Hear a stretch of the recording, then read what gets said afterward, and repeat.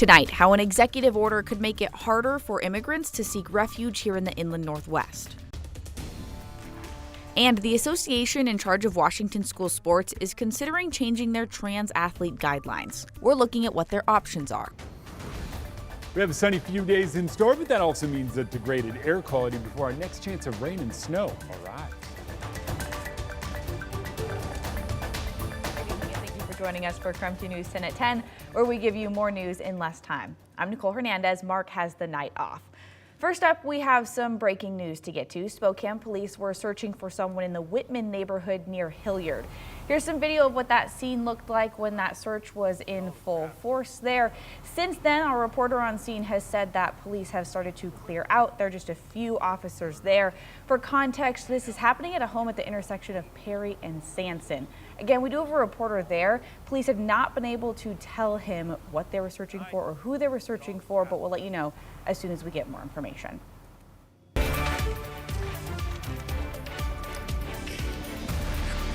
Well, today is the start of President Trump's second week in office. He's continuing to focus on immigration and just tonight signed more executive orders on defense. One reinstating service members who were discharged for not getting the COVID vaccine, and another building an Iron Dome missile defense shield like the one that protects Israel.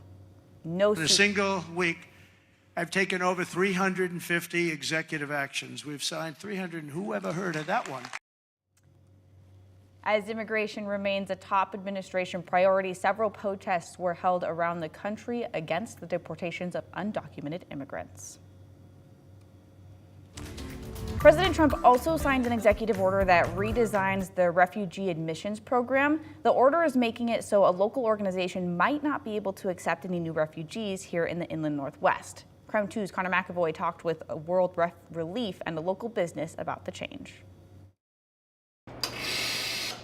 Igor York owns Cedar Coffee on North Monroe Street with his wife. Coffee brings enjoy for me and a lot of people. He came to America from Ukraine nearly 10 years ago at the beginning of the Russo-Ukrainian War. The war started for me 2014, and I started looking for where can I go. He says the process to become a U.S. citizen and Spokane business owner was made easier thanks to World Relief Spokane. It's an agency through the federal government designed to help those coming to Spokane from other countries. We assist people in moving to Spokane from, this year, over 51 countries around the world. It's an invitation Executive Director Christy Armstrong says isn't available anymore. This is after President Trump signed an executive order the day he took office for his second term, suspending the United States refugee admissions program. The order says the United States lacks the ability to absorb the amount of people coming into this country, adding it compromises resources for Americans. This means refugees who planned on coming to the U.S. won't be allowed in for 90 days while changes in the policy are made. Armstrong says from October of last year to September of this year, the agency was expecting 750 new refugees in the Spokane area, but this order prevents that. Just a little over 300 of them have actually arrived. The rest of them will not be coming until that executive order is changed or the suspension is lifted.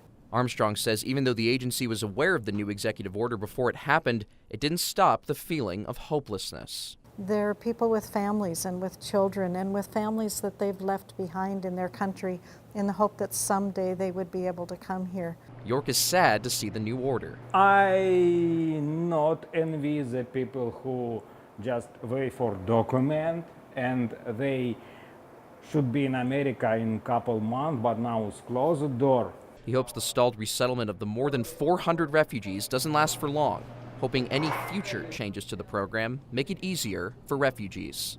I love American dream. If people have a dream in America, you are welcome. Citizens have to do right and good for this country. Connor McAvoy, KREM 2 News.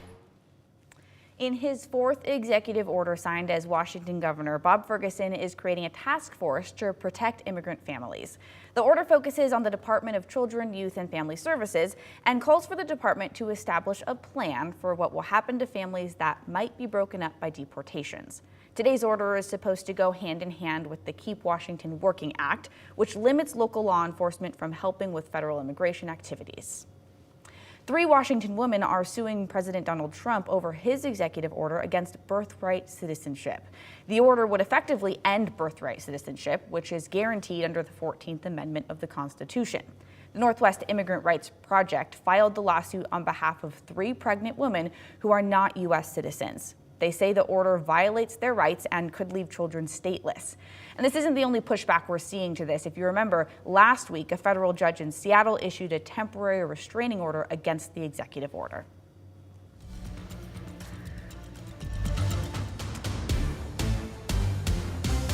Okay, so we just had a big conversation in the newsroom about how much snow is coming this weekend. Very exciting, but we have a lot to do before then, of course. So we have our chief meteorologist, Jeremy Legoo, here with us. Jeremy, what's going to happen before the snow this weekend? Oh, well, you'll have to wait a few minutes and I'll walk everybody through this weekend's chance for some widespread snow and probably rain down low. But let's talk the next couple of days because it does set the stage for what we can expect. 24 degrees right now. It is going to be another cold night, but something of interest going on in the atmosphere around us.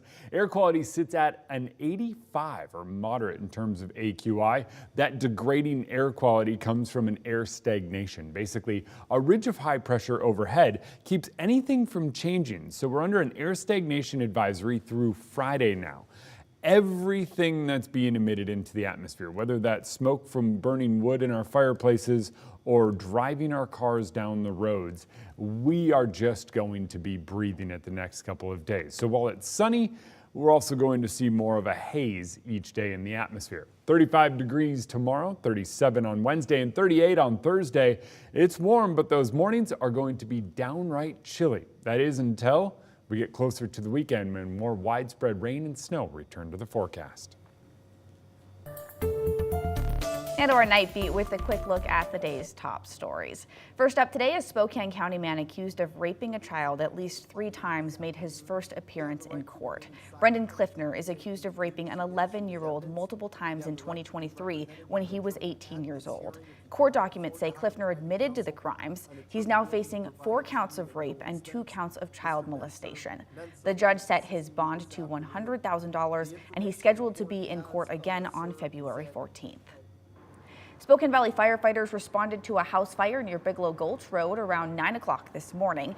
It took them 4 hours to get it under control. The fire department says the homeowners are out of town, so nobody was hurt. And they also say they were actually able to save some of the home, but there was a good amount of damage since the fire started in the attic. They are still working to figure out what caused the fire. And a second cat died of the bird flu in Oregon. State officials say the cat was an outdoor cat and spent some time around wild geese and ducks. The Oregon Capitol Chronicle says the vet euthanized the cat because it had serious symptoms of the bird flu like fever, runny nose and eyes, and loss of appetite. This happened back in December to another cat as well after it got the virus from raw pet food. The Oregon State veterinarian says this is just an important reminder of how deadly this virus is, and experts suggest keeping your cats away from backyard birds. That was your Night Beat. To learn more about any of those stories, you can head to our website, KREM.com. Today, 13-year-old Gavin Looper was identified as the boy shot and killed at a Hillyard home over the weekend. KREM 2's Amanda Rowley unpacks what we know so far and shares video from that night. Neighbors in this area are still on edge following the shooting that happened over the weekend that killed Gavin Looper. Out of concern for their safety, they did not want to go on camera, but one neighbor shared with me their security video that captured the moment of the shooting. We do not know who that person is seen running in the video, and Spokane police have not identified any suspects at this point. Police have also not confirmed if this was a drive-by shooting. SPD says police responded to reports of a shooting on Hillyard Avenue early Saturday morning. They found 13-year-old Gavin Looper with multiple gunshot wounds. He died at the hospital, and the medical examiner says the manner of death is homicide. On the night of his death, Gavin's family held a candlelight vigil at Hart Park to honor his memory. Shaylin Crooks Parkhill shared this video with us of the gathering. Gavin's mother, Renee Rogers, shared this statement with KREM 2. I would just want the community to know how truly amazing I feel to be met with such love and kindness and passion. No one wants this tragedy, but it's bittersweet to see the community really show up for us, to see how many lives my sweet boy reached. She goes on to say, I just want everyone to remember my silly, kind boy for who he was, a beautiful soul and a great kid, not for this tragedy. I also want people to know he has loving, present parents and he's a great kid. Renee started a GoFundMe to cover Gavin's funeral costs, and they've nearly reached their goal. We also learned Gavin was a Peppersack Middle School student. We received a copy of an email the school principal sent out to the Peppersack community. They told parents that additional resources and counseling would be available on campus. The principal also encouraged parents to keep an eye and observe their student for any indication that they may need additional support. Reporting in Hillyard, Amanda Rowley, KREM 2 News. Well, that was your KREM 2 News 10 at 10, where you get more news in less time. Don't go to bed yet, though. Washington districts are looking into their options surrounding the guidelines on school-aged transgender athletes. Those details coming up in just a minute.